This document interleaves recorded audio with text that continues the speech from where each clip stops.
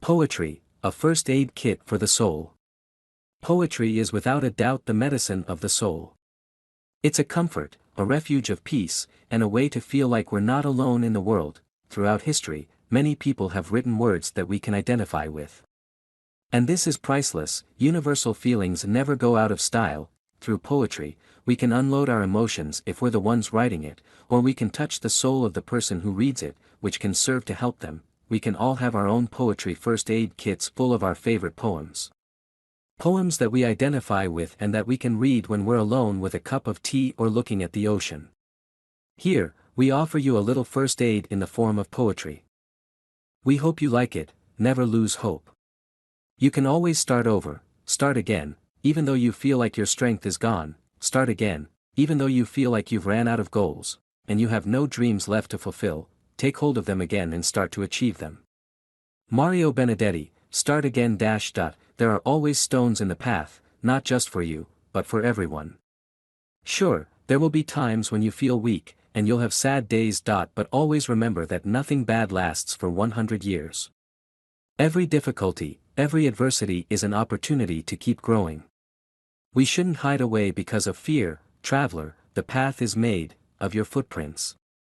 Nothing more. Traveler, there is no path. The path is made by walking. Antonio Machado, traveler, there is no path. Remaining seated on the sofa out of fear of living, discovering, going through disappointments. If we do that, we'll have a life without suffering, but we'll also have lost many wonderful things in the process. Go out and discover everything that's waiting for you on the long path of life. Above all else, we should seek to be happy. I have committed the worst of all sins that man can commit. I have not been happy. The glaciers of oblivion drag me along and then lose me, ruthless. Jorge Luis Borges, remorse. It's true, we should be happy above all else. Or at least we should try. When the storms come, we should confront them with integrity and strength, the inner strength that helps and protects us. But when the storms pass, we should try to be happy, happy with the little things. Enjoy, feel, laugh. It would be a shame if you regretted the passing of years, thinking that you could have been much happier, simply swapping the people who never supported you for people who make you happy. Taking the reins of your life in a given moment, and changing situations that you don't like can make you happier. Happiness is also an attitude towards life. Love hurts sometimes. I don't love her, it's true, but how much I loved her. My voice looked for the wind to touch her ear. I don't love her anymore, it's true, but maybe I love her. Love is so short, and forgetting is so long. Pablo Neruda, Poem 20.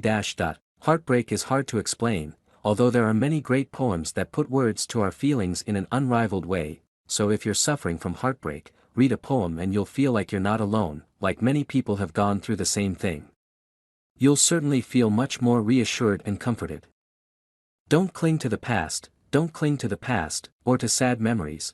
Don't open the wound that has already healed, don't relive old pain and suffering. Whatever happened, happened. Be like the sun that's reborn every day, without thinking about the night that just passed.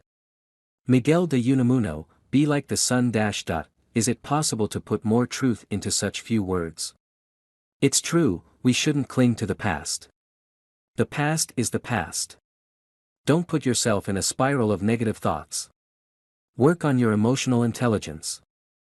Let's focus on the present and on taking advantage of every moment of every day. The contents of Exploring Your Mind are for informational and educational purposes only. They don't replace the diagnosis, advice, or treatment of a professional. In the case of any doubt, it's best to consult a trusted specialist.